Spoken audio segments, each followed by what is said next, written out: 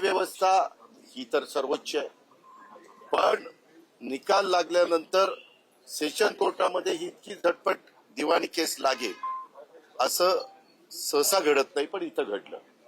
आता मागे काही बाबतीमध्ये काही घटना घडल्यानंतर सुप्रीम कोर्टाने ह्याला स्थगिती दिल्यानंतर जर एखाद्याला अपात्र केलं तरी सुप्रीम कोर्टाच्या निर्णयानुसार त्यांना पुन्हा पात्र ठरून ते त्या पदावर राहू शकतात. अशी उदाहरणं देशामध्ये घडलेली आहेत.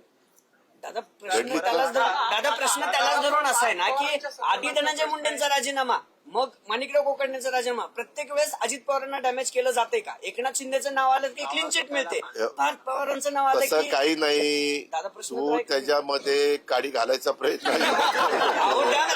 दादा प्रश्न माझा आहे का? बघा, 2 मंत्र्यांचे राजीनामे आले, एकनाथ शिंदेचं नाव आलं, मुख्यमंत्री बाहेर आले आणि म्हणले की क्लीन चिट. पार्थ पवारांचा घोटाळा आला की म्हणतात की गंभीर प्रकरण आहे, चौकशी करावं लागेल.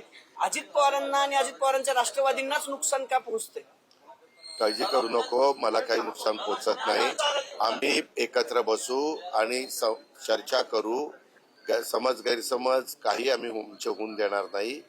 लोकांनी आम्हाला 5 वर्षाच्या करता निवडून दिले, आम्ही व्यवस्थित कारभार करत राहू. पुण्यात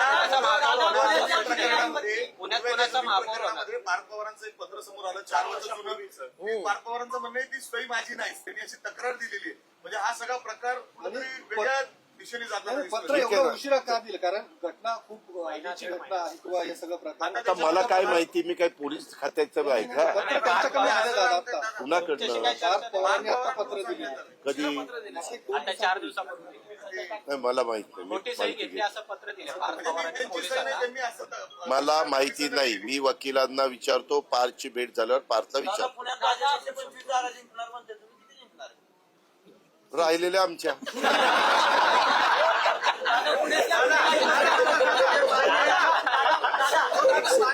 हे बाद झालं. आता मी